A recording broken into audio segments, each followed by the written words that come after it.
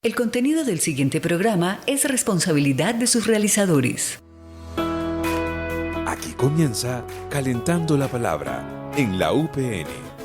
El debate y la opinión sobre temas de coyuntura desde los micrófonos de la Pedagógica Radio. Bienvenidos.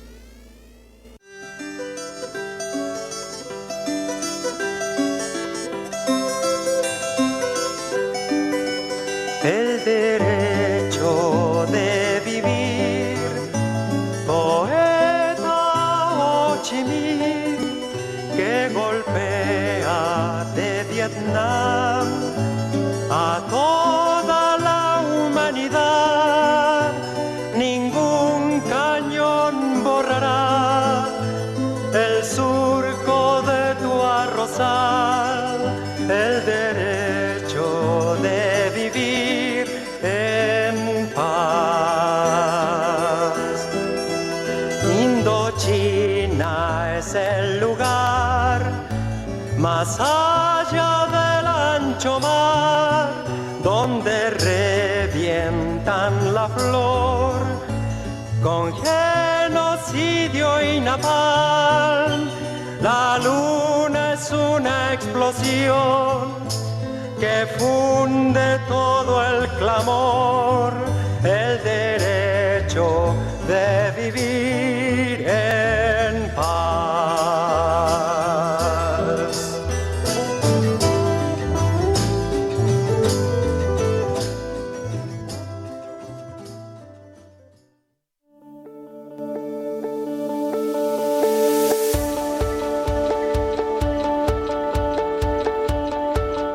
Con el derecho de vivir en paz, arrancamos esta emisión de Calentando la Palabra. En la voz de Víctor Jara, una canción que se ha convertido en un manifiesto de la vida de los activismos sociales latinoamericanos y que durante el estallido social del 2019 en Chile, en Colombia, en Argentina y en otros países de América Latina, se convirtió nuevamente en una canción emblema de la lucha social. Y tenemos esta canción hoy acá porque el tema que vamos a desarrollar el día de hoy tiene que ver justamente con esto, con los liderazgos sociales. Pero antes de eso quiero saludar al equipo de trabajo de la Pedagógica Radio, empezando por Yolanda Barrantes. Buenos días, Yolanda. Hola, profe Alejandro, cordial saludo para usted, para todos nuestros oyentes y a quienes están escuchándonos alrededor del mundo en nuestra Pedagógica Radio. Es así como arrancamos este programa. También saludamos a Laura Chávez, que está por ahí tomando fotografías, haciendo el registro gráfico de esta especial emisión, y también a Mario Enríquez, que está en la cabina, a Diana Torres, que hace la producción de este programa y que hace posible además que todos los martes y los jueves tengamos invitados e invitadas muy especiales. Yolanda, ¿qué tenemos entonces para el día de hoy? Bueno, tenemos temas muy interesantes, profesor. Como usted lo acaba de mencionar, nuestro tema de hoy es la formación de líderes sociales desde la educación en comunitaria, un programa que usted conoce perfectamente, profesor. Y para ello pues tenemos los invitados, también tenemos un pequeño análisis de la columna del señor rector, ¿cierto? Que nos habla también de un tema muy interesante, la UPN comprometida con el nuevo Plan Decenal de Educación, PDE, que en el tiempo se nos fue desdibujando lamentablemente, profesor.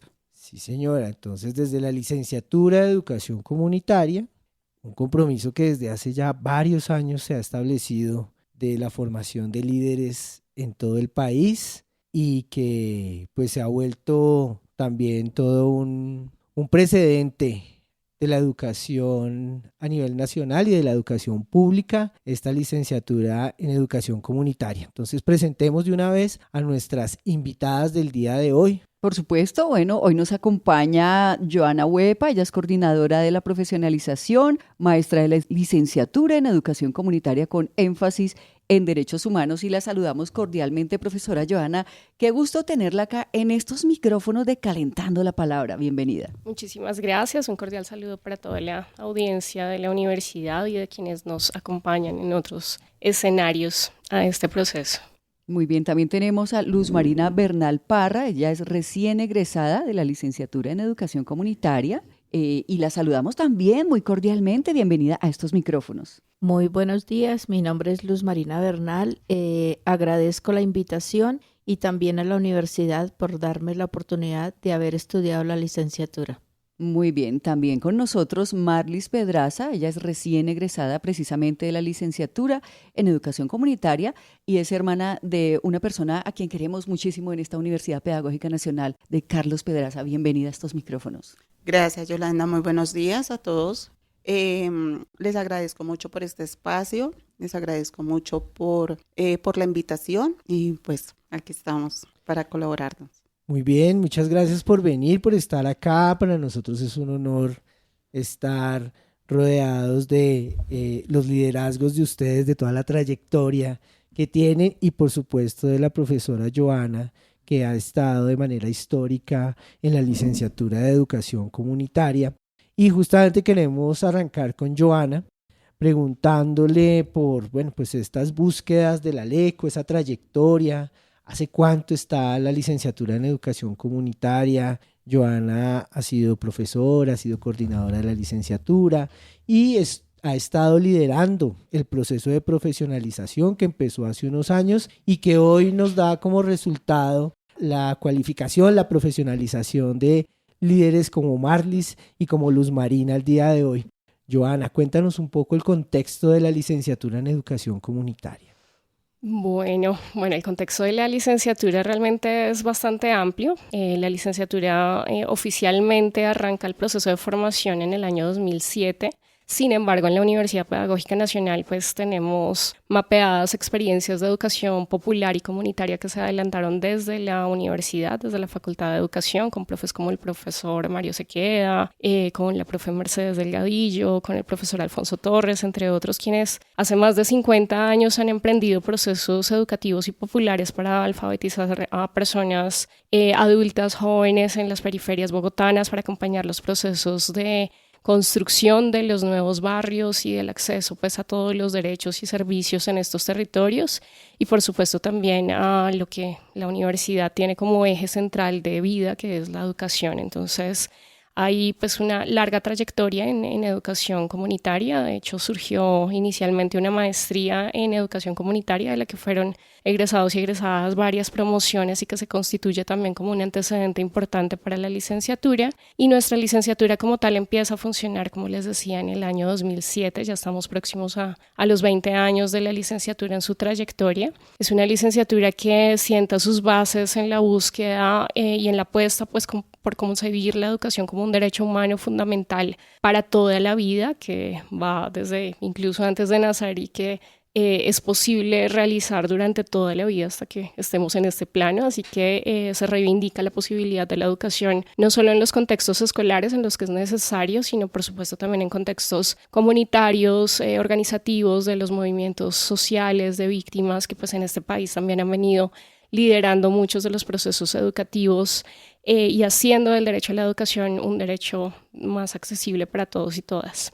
En ese contexto es en el que surge la iniciativa de la profesionalización, que tiene su antecedente fundamentalmente en el año 2017, en el que varias organizaciones de lideresas, mujeres particularmente de la ciudad de Bogotá, se acercaron a la Secretaría Distrital de Gobierno a reivindicar un derecho de acceso a la educación superior, justamente diciendo que ese presupuesto que se destinaba a talleres, a cursos, a diplomados, se destinara a su profesionalización, porque los líderes y lideresas sociales en esta ciudad han aportado a la construcción de ciudadanías, han aportado a hacer de esta ciudad una ciudad que tenga, pues digamos, las condiciones que tiene. Sin embargo, como personas no han logrado acceder a la educación superior.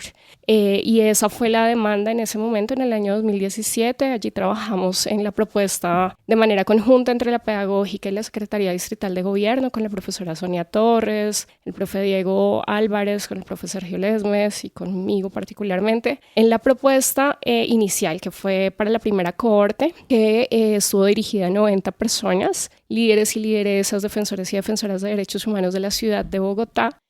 Allí se graduaron 89 personas y esta es la segunda cohorte, que arrancó en el año 2023 y se gradúa justamente el pasado 28 de febrero de 2025. En esta corte pues son 79 personas, se graduaron 74 y estamos acompañando a los 5 que nos faltan para que se gradúen entre abril y junio de este año. Y pues bueno, son liderazgos bastante diversos en términos de sus edades, pues son personas que son mayores de 30 años, personas que cuentan con trayectoria certificada en procesos de liderazgos, personas que vienen de comunidades étnicas, indígenas, afrodescendientes, liderazgos juveniles, urbano-periféricos, pero también campesinos en territorios como Sumapaz, el Cauca. Tenemos también personas firmantes de paz y personas víctimas del conflicto armado en diferentes dimensiones, lo que constituye pues un grupo muy diverso, muy pues humanamente muy bello también, con unas trayectorias vitales que pues posibilitan el ir aprendiendo entre todos y todas, y creo que ese proceso fue el que vivimos en estas experiencias y el que esperamos se sigan nutriendo desde la universidad en diferentes escenarios. Uy, profe, se me acabaron las preguntas. Completísima la información. Claro. Quedamos antojadísimos también pues de ingresar a esta profesionalización, pues, profesor. Bienvenidos y bienvenidas. Sí, hablas de unos liderazgos diversos, con muchas trayectorias en el campo de la defensa de los derechos humanos, en el campo artístico, cultural, en el campo también de los liderazgos barriales, comunitarios. Hay una gran diversidad. ¿Qué significa? ¿Cuál es el reto también para los maestros de esta universidad? Que, bueno, no son ajenos a los contextos sociales, también nuestros maestros de la licenciatura están en el territorio haciendo trabajos, hacen parte de procesos organizativos, de procesos políticos, pero ¿qué ha significado estas trayectorias de lucha históricas de la gente que viene a la profesionalización para la universidad y para nuestros maestros particularmente? Bueno, pues efectivamente ha sido pedagógicamente un reto bastante grande. Creo que, por supuesto, es una apuesta que recoge mucho el sentido de la universidad, por supuesto también de la licenciatura, pero que significa un reto permanente, ¿no? Un reto de cómo poner en diálogo esos saberes, esas trayectorias, cómo aportar también elementos importantes desde la academia, cómo suscitar justamente también el fortalecimiento de esos liderazgos desde la propia sistematización de su experiencia pedagógica, que creo que es algo que ha fortalecido muchísimo los liderazgos de nuestros estudiantes y ahora egresados y egresadas del programa, y es la posibilidad de fortalecer desde la escritura, desde la lectura, desde estas herramientas también que la universidad ofrece y la posibilidad del encuentro diverso también entre ellos y ellas para poder fortalecer también sus dinámicas. Y creo que un elemento muy clave allí también es la posibilidad de tejer red en perspectiva de ciudad, ¿no? De cómo pensar que la ciudad es una ciudad que se nutre de los liderazgos de estas personas que realizan todo el tiempo procesos muy bellos en lo ambiental, en lo artístico, en lo social, en lo cultural, y que entre todos y todas pueden también encontrar soporte con amigos y con amigas, ¿no? Entonces, creo que es un elemento bastante importante, la posibilidad del encuentro y la posibilidad constante de reflexión que tenemos entre maestros y maestras, ¿no? Para poder hacer un acompañamiento humano, pedagógico, que permite también que permanezcan durante el proceso de formación, ¿no? Porque son personas que tienen sus familias, sus trabajos, sus obligaciones económicas y sus liderazgos en territorio, ¿no? Entonces es como flexibilizar también la dinámica educativa universitaria para adaptarla a las necesidades particulares de nuestros y nuestras estudiantes. Bueno, profesora Johanna, todos podemos ser líderes sociales sin lugar a dudas, pertenecemos a una comunidad, a una familia, etcétera, y pues por amor precisamente a esa comunidad decimos, bueno, yo soy líder social, pero ¿por qué es importante formarse de esa manera como lo hacemos desde nuestra Universidad Pedagógica Nacional? Bueno, sigue siendo en el mundo entero también muy importante el acceso a un título profesional y universitario.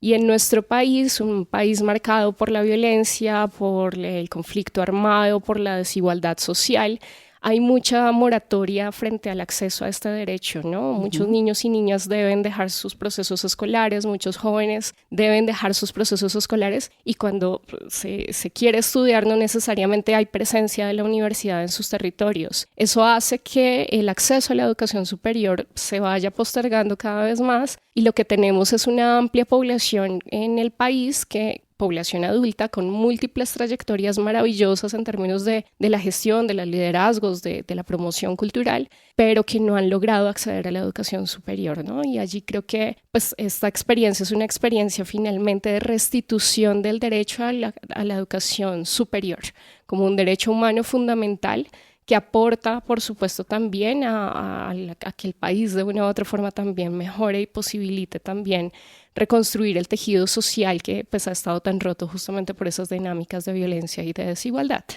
Bueno, dentro de la profesionalización, entonces, liderazgos muy cercanos, muy visibles también, como el de Luz Marina Bernal, que ha venido trabajando en defensa de los derechos humanos. ¿Qué ha significado para Luz Marina ir a la Universidad Pedagógica a hacer la licenciatura en educación comunitaria?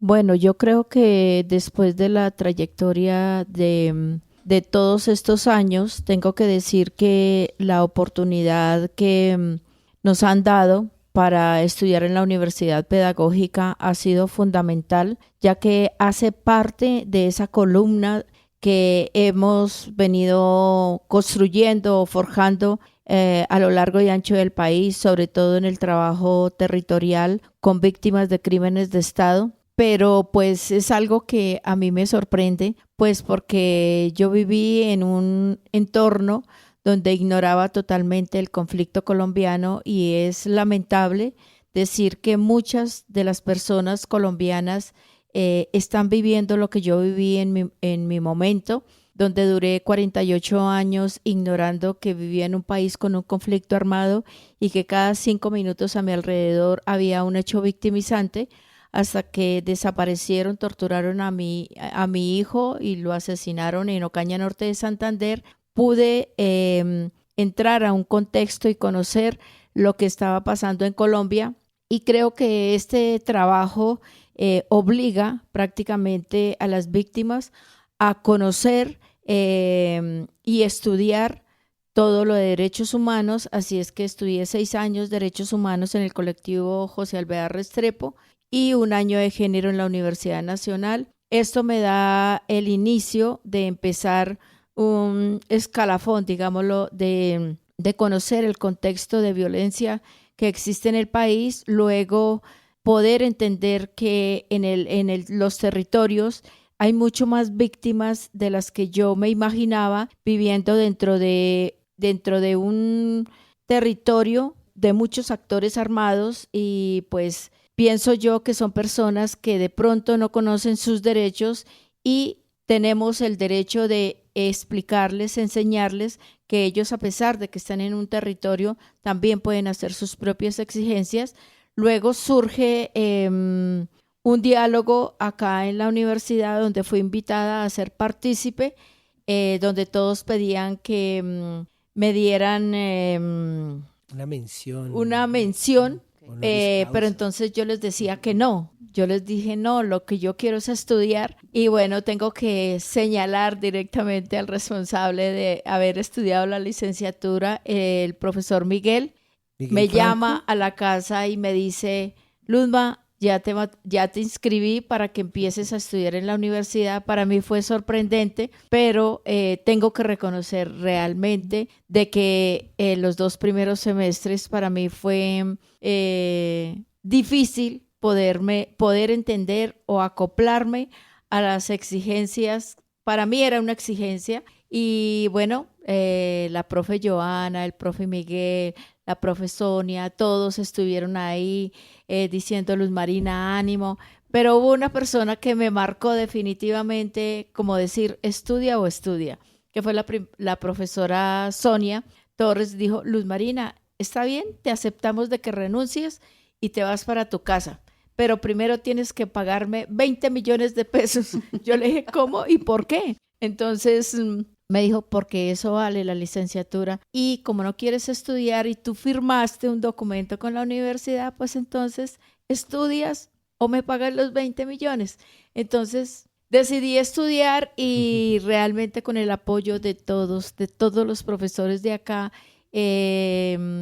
me fueron explicando y fui entendiendo poco a poco la dinámica de todo el proceso de la licenciatura, y hoy pues tengo que decir que mis compañeros y mis profes son las personas más importantes en esta licenciatura, claro, pero tengo que decir que el que me tiene en todo esto es mi hijo Fair Leonardo, y que es un escalón más, y que la licenciatura para nosotros es muy fundamental, y el reconocimiento también de todo un proceso de 17 años. Luz Marina, sin lugar a dudas, la licenciatura ha sido un antes y un después en tu vida, ¿verdad? ¿Qué ha sucedido después de la licenciatura? Bueno, después de la licenciatura hay mucha gente que me dicen, Luzma, tú eres un referente para nosotros, creo que es una mujer berraca, me decían ayer, nunca imaginamos que fueras un referente y que nos dieras una lección que nosotros jamás por nuestra mente se nos pasó. Mi hijo me acompañó, mi nieta, incluso una persona muy especial para mí que me acompañó, que fue Dago García, es una persona incondicional, y pienso yo que para él también fue sorprendente invitarlo y ver la forma en que la universidad nos atendió a todos los 74 que terminamos la licenciatura, y fue una experiencia maravillosa. Y sobre todo tengo que decir que el trabajo de tesis fue un poquitísimo de trabajo para nosotros los 5 que estábamos dentro del proyecto, y llevarnos una sorpresa maravillosa, que fue una tesis que se llevó una máxima nota y una recomendación laureada. Entonces eso nos da a entender que nosotros sí pudimos hacer la tarea como debíamos de hacerlo. Por supuesto. Hablas de una cosa que me parece muy bella, y es cómo te ves involucrada en el liderazgo social, en la defensa de los derechos humanos. Bueno, pues hay que recordar que Luz Marina, como ya lo ha dicho, es la madre de Fair Leonardo Porras Bernal, y ha liderado el proceso de las madres de Soacha durante mucho tiempo en esta reivindicación justamente de esos hijos que fueron desaparecidos, que fueron torturados y que fueron asesinados por las fuerzas militares de este país. Me parece muy importante porque también te he visto en otros escenarios, te he visto haciendo teatro, previo a la tesis, ¿no? Previo al trabajo de grado también con la Corporación Colombiana de Teatro, te vi haciendo teatro. ¿Cómo es que esas apuestas que tal vez eran desconocidas para ti antes de este hecho traumático empiezan a aflorar? Bueno, realmente tengo que decir que debido al trabajo y que venía denunciando, porque realmente mi hijo Fair Leonardo Porras Bernal es el que destapa todos los crímenes de Estado por su condición de discapacidad y su señalamiento de ser el jefe de una organización narcoterrorista, y poder demostrar la inocencia y la capacidad mental que tenía mi hijo a pesar de los 26 años. Era un niño con una mentalidad de 8 años, cómo podría pertenecer o liderar un grupo a margen de la ley. Eso es lo que permite que se destapen todos los crímenes de Estado, o los más llamados falsos positivos, con indígenas, afro, raizales, palenqueros, campesinos, hijos de familias, cabeza de hogar. Entonces, pienso yo que en el momento que empezamos a denunciar, los medios de comunicación son obligados a seguir denunciando esa verdad, y nos dicen que definitivamente no podemos hablar de los falsos positivos, y el señor Álvaro Uribe Vélez nos cierra los medios de comunicación. Entonces Patricia Ariza nos invita a su teatro y nos dice: mujeres, el teatro, las puertas del teatro están abiertas, el arte también juega un papel fundamental. Entonces yo llevo 16 años perteneciendo a la Corporación Colombiana de Teatro, donde nos ha permitido, de la misma voz de las víctimas, poder denunciar sin que nadie nos distorsione una realidad de hechos, y creo que es un acto fundamental porque llegamos accesiblemente al corazón de las personas asistentes, donde sembramos la semilla y los invitamos a que nos acompañen para que estos hechos no vuelvan a ocurrir en ningún momento y en ninguna parte del territorio. Lamentablemente tenemos que decir que estos 10.000 casos por el que estamos luchando llegue a un feliz término de reconocimiento. Solo que pues en el caso de Fair, por ser el primer falso positivo que destapa los hechos, pero también es el primer caso condenado y el primer caso reconocido como crimen de lesa humanidad dentro del proceso de paz que se juega Juan Manuel Santos, con una doble intención de ocultar su responsabilidad como ministro de Defensa. Entonces se juega ese proceso de paz, que a aquellas personas que ya habíamos iniciado un proceso y habían habido condenas ya con los mismos militares, todos los 4.500 militares implicados en estos crímenes, en esa firma quedan todos en libertad, y hoy desafortunadamente tenemos que decir que los que ya habíamos terminado un proceso penal condenatorio y reconocido como crimen de lesa humanidad, estamos en ceros. Es como si no se hubiera hecho absolutamente nada durante estos 17 años. Pero mi trabajo no es solamente con crímenes de Estado, sino con desaparición forzada, tortura, genocidio, masacres, reclutamiento de menores, feminicidios y muchas cosas más que han venido pasando en el país, y que lamentablemente muchos de los ciudadanos desconocemos lo que está pasando, lo que pasó y lo que sigue sucediendo. Y muy interesante estos liderazgos en los que profundizas, Luz Marina. Y frente a eso también Marlis Pedraza, hermana del maestro Carlos Pedraza de la Universidad Pedagógica.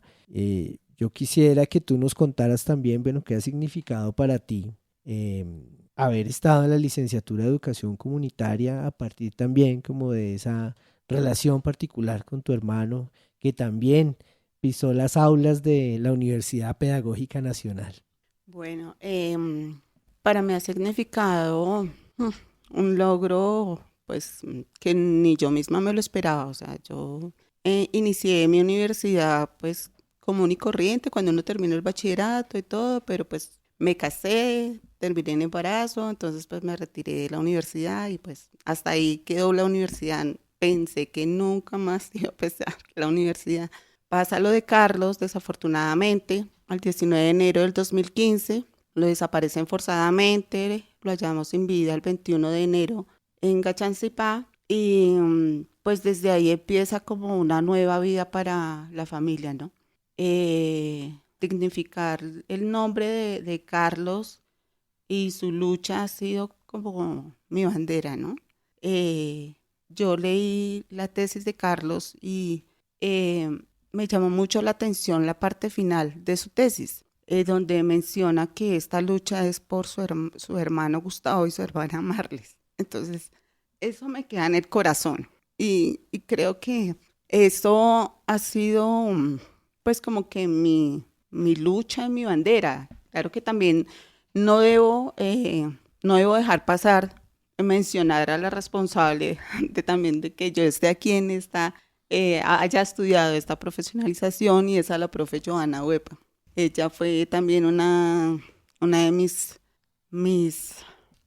fuerzas que me dijo, bueno, Carlitos estaría muy orgulloso de ti. Entonces, pues, pensé que por mi edad no iba a poder, pero mire a quién tenemos aquí al lado, a Luz Marina Bernal, y pues esa lucha de Luz Marina ha sido también una bandera también para nosotros. Siempre lo he dicho y siempre lo seguiré diciendo. Luz Marina nos recibió, fue la primera persona víctima que nos recibió a mi mami y a mí, y contándonos la historia de ella. Entonces, yo decía, pucha, ¿cómo hacer tanta violencia a esta mujer tan berraca, tan guerrera? Y aquí está parada, y todo lo que ha hecho ella. Entonces, es un ejemplo a seguir. Inició a pertenecer al movimiento de víctimas de crímenes de Estado, y para mí estas mujeres también de allí son unas guerreras, son ejemplo para mí. He aprendido muchos de ellas. También en la carrera aprendí muchísimo, de cada liderazgo aprendí, enamorada de los grupos originarios. Pues aquí también estamos aprendiendo de ustedes, grandiosas mujeres, líderes sociales que están hoy invitadas a nuestro Calentando la Palabra.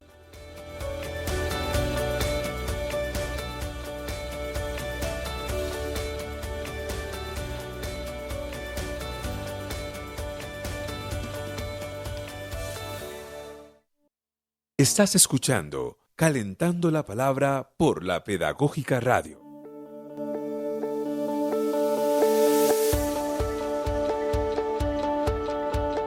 Nosotros continuamos aquí en Calentando la Palabra con nuestras invitadas del día de hoy, la profesora Johanna Huepa, a quien creo que le van a hacer una estatua aquí en esta universidad, profesora Johanna, también a Luz Marina Bernal Parra, lideresa y defensora de derechos humanos, y Marlis Pedraza, recién egresada de la licenciatura en Educación Comunitaria y hermana de Carlos Pedraza, con quienes hemos venido conversando acerca de esta formación de líderes sociales desde la educación comunitaria, profesor. Bueno, yo quisiera que habláramos, aprovechando además que ustedes están involucradas en el mismo trabajo de grado, con William Fortiche, también un destacado director y activista del teatro comunitario en San Cristóbal. Conocí yo a William hace muchos años, y también David Medina, que también es tío de Dylan Cruz, todos marcados por unos liderazgos muy fuertes.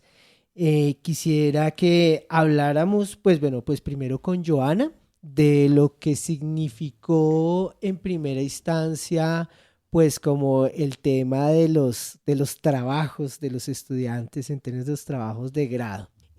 ¿Cómo se dio ese proceso, teniendo en cuenta lo que también explicabas hace un momento, que hay unas condiciones en que son líderes mayores, que seguramente tienen hijos, que tienen trabajos, que tienen vidas y que no tienen todo el tiempo para la dedicación a un trabajo de grado, pero que de todas formas salieron trabajos excepcionales como este del que vamos a hablar en un momento, de la obra Silencios que no callan. Entonces, Johanna, cuéntanos un poquito qué pasó con el tema de los trabajos de grado. Vale, claro que sí. Bueno, pues la profesionalización lo que hace justamente con estas trayectorias vitales de nuestros líderes y lideresas sociales es convalidar la mitad de la licenciatura. Ello quiere decir que no cursaron 10 semestres académicos, sino que cursaron 5 semestres académicos durante 2 años intensivos. Y otra característica es que no veían clase de lunes a viernes como nuestros estudiantes pues, de la carrera completa, sino que sus clases son los días viernes en la tarde, noche y los días sábados durante todo el día.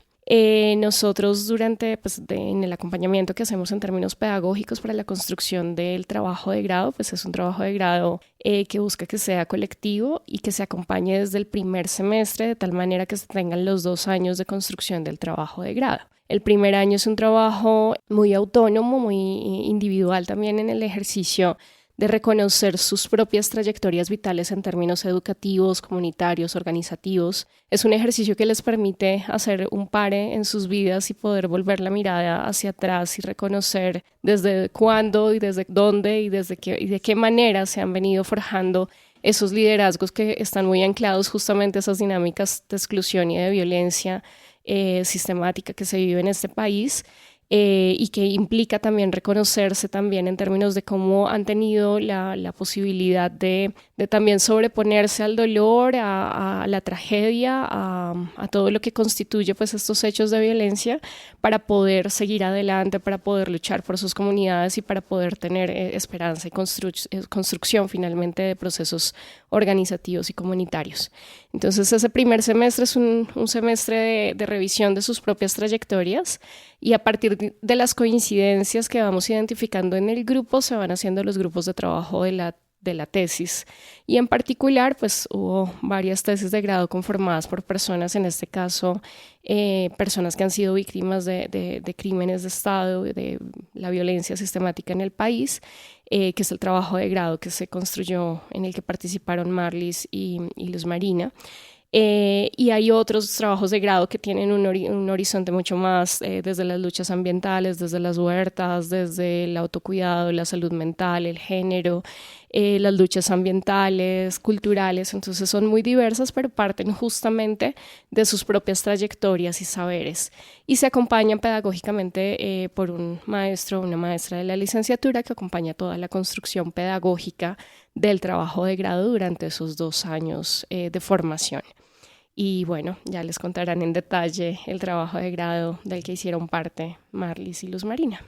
Listo, entonces, ¿cómo surge esta idea de Silencios que no callan por parte de este equipo de trabajo que se fue conformando alrededor de esos intereses de los que mencionaba la profesora Joana? ¿Cómo surge esa idea que se convirtió en toda una genialidad? Luz Marina.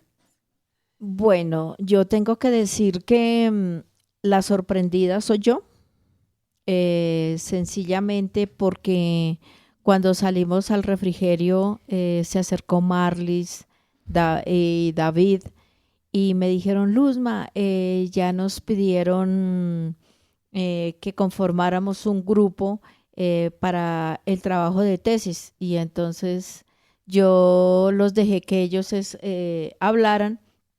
Entonces, claro, David era el tío de Dylan, que el SMAD juega el papel fundamental de asesinar a Dylan, y Marlis, sabemos, no podemos dejar de lado que hay una responsabilidad por parte de la policía, y en el caso de Fair Leonardo hay una responsabilidad del ejército. Entonces, claro, tenemos de las fuerzas estatales de Colombia, tenemos 3 entidades que son responsables de estos hechos, y bueno, yo acepté, pero la sorpresa que venía detrás es cuando Marlis dice: no, y es que está con nosotros William Fortiche.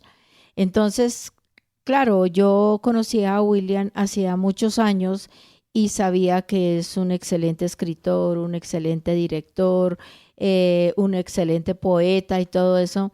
Y históricamente es un profesor que para mí me llena de orgullo porque tiene una postura política muy grande. Entonces dije, bueno, él nos puede dirigir y hace parte de nuestra licenciatura. Acepté, y luego hay una compañera que estaba sola, digamos como desubicada, no sabía qué tema tomar. Entonces yo le comenté a mis compañeros, a David, a William, a Marlis, que ella era enfermera, y pues la apuesta de nosotros era invitarla y que jugara el papel fundamental como consejera de qué se podía hacer psicológicamente con las familias del conflicto armado y cómo se deberían trabajar. El tema no se tocó, definitivamente el tema de lo que trabaja Yasmín nunca se tocó, pero ella se acopló realmente a los hechos que nosotros ya veníamos representando, veníamos trabajando, y pudimos descubrir que ella era también víctima y no sabía que era víctima. Entonces fue muy duro para ella poder entender, y empezó a escudriñar, digámoslo, dentro de su propia familia, y decir, yo también soy víctima, mi hermano fue desaparecido, bueno, empieza a contarnos parte de la historia y entonces William dice, compañera, usted también es víctima de todo este conflicto armado. Y ella lloró mucho, pero bueno, fueron trabajos muy, muy importantes, un rastreo desde 1500 hacia acá, como era digamos, la adoctrinación de los miembros estatales de Colombia. Entonces, llegamos a una conclusión después de tantas investigaciones, llegamos de que eso venía desde muchos años atrás y que hoy en día esas prácticas no se han dejado de lado. Entonces fue un trabajo muy minucioso, muy investigativo, con muchos libros que el doctor Fortis nos dio una memoria que, bueno, necesitamos todavía leer para poder entender el conflicto de mucho tiempo atrás donde ni siquiera nosotros habíamos nacido. Sí. Marlis, esta historia da cuenta de 3 historias cruzadas, ¿cierto? La historia de Dylan Cruz, la historia de Carlos Pedraza y la historia de Fair Leonardo, ¿cierto? ¿Cómo fue que tejieron ustedes esas 3 historias para lograr este trabajo? Además, hay que mencionarlo con la dirección de trabajo de grado del profesor Fabio Castro, que habrá que reconocerle también toda esa apuesta pedagógica que se dispuso desde allí. Sí, claro. Nuestro tutor Fabio Castro, efectivamente, pues él fue el que le dijo a David que por qué no hacíamos precisamente el grupo de grado. Si estábamos del Móvice, ¿por qué no hacíamos el grupo? Estábamos como dispersos, que por qué no, y él nos cogía como tutor. Entonces, pues David me dijo a mí, yo dije, oiga, pues sí, hagámoslo. Entonces contamos con Luz Marina, con el profe William Fortis, como le dice Luz Marina. Después Luzma nos dice que Yasmín, y claro, la cogimos. Y pues creo que fue uno de los grupos donde más tuvimos empatía. Y claro, hacer este trabajo de grado significa leer muchísimo. Tuvimos que reunirnos sábados, domingos, jueves, viernes, mejor dicho. No sé por qué tenemos familia todavía. En serio. Porque estas reuniones eran de verdad para leer, para informarnos. El profe William, de verdad que le agradezco enormemente porque el profe William tiene diversas maneras de enseñar. Entonces, él no solamente nos ponía a leer, porque pues leer, a veces se vuelve monótono. Tengo varias fotografías de Luz Marina, de David, hasta el propio William durmiendo. Entonces, sí, claro. Entonces, ¿qué pasaba? William nos puso a hacer una carta del día más feliz de la vida y el día más triste de la vida. Nos puso a cantar, nos puso a bailar, nos puso a hacer, ¿cómo se llama ese baile? El que baila así. Nos hacía hacer ejercicio. La respiración, o sea, todo un proceso, o sea, fue, mejor dicho, se tomó el papel en serio de director y de verdad que fue una gran enseñanza y cómo se entretejieron, ¿verdad? Los 3 papeles la obra se llama Dylan, Carlos y Fair, Silencios que no callan. Entonces, ¿cómo se entretejen estos 3 casos? Carlos pasa transversalmente.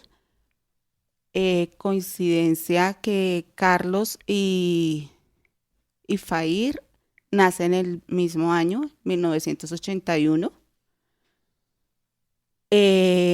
Coincidencia que los 3 casos los tuvo el mismo abogado, Kekan. Entonces tuvimos también entrevista con el abogado.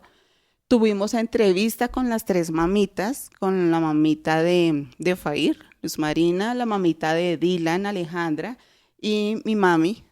Entonces, fue un trabajo arduo, de verdad que sí, viene mucho detrás de esta obra. Además que tenemos una obra con 20 participantes. Entonces, no solamente somos los 5 integrantes, sino que se van sumando, ven la importancia de la obra y se van sumando más personas de la misma profesionalización y hasta del pregrado. Y hasta de otra universidad, de la Universidad Distrital tuvimos un compañero, hasta compañeros del MOICE. Entonces, es la importancia de la obra y el proceso. Increíble, fue maravilloso. Yo todavía conservo la piecita publicitaria que ustedes hicieron para invitar al estreno de la obra el 12 de noviembre del año pasado, del 2024. Estaba totalmente lleno el teatro del Centro de Memoria, Paz y Reconciliación, y el aplauso fue una ovación tremenda. A ustedes, el profe Fabio no podía hablar de los nervios que tenía dando su veredicto, el veredicto del jurado, que obviamente fue un trabajo laureado, muy bien logrado y una apuesta increíble que espero que en algún día, en algún momento podamos conversar particularmente del trabajo acá en los micrófonos de la Pedagógica Radio. Ya vamos cerrando el programa de hoy. No quiero dejar pasar sin preguntarle a la profe Joana qué va a pasar con la profesionalización a futuro, qué se viene para la profesionalización. Joana Huepa, profesora de la licenciatura en Educación Comunitaria. Pues en el pasado, en la ceremonia de grado del 28 de febrero de 2025, nuestro secretario distrital de gobierno, en conversación con el rector, pues anunciaron la continuidad de este proceso de formación en Bogotá. Así que, pues bueno, confiamos y esperamos en que se logre materializar una nueva cohorte de profesionalización a líderes y lideresas, defensores y defensoras de derechos humanos de la ciudad de Bogotá, que bueno, estamos realmente muy a la expectativa, no solo acá en la universidad, sino en toda la ciudad, porque este es un proceso de reconocimiento que ya tiene mucho reconocimiento y mucha ovación también y mucha necesidad de que siga existiendo este tipo de procesos, no solo en Bogotá, sino en muchas regiones del país. Así que bueno, en ello está el compromiso de la universidad, de la licenciatura, y vamos por ello. Y seguramente también en otras regiones del país que se hacen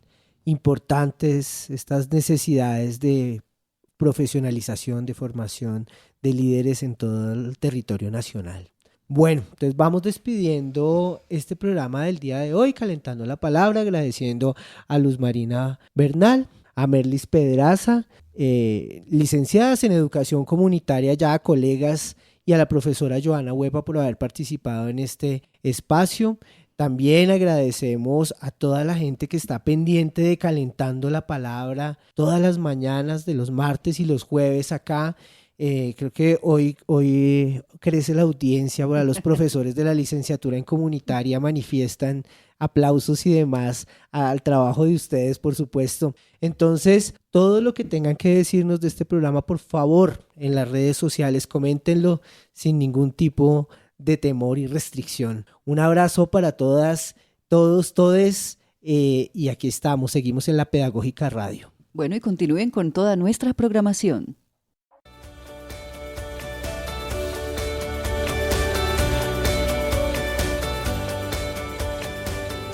Quédate con las voces y los sonidos que enseñan de la Pedagógica Radio.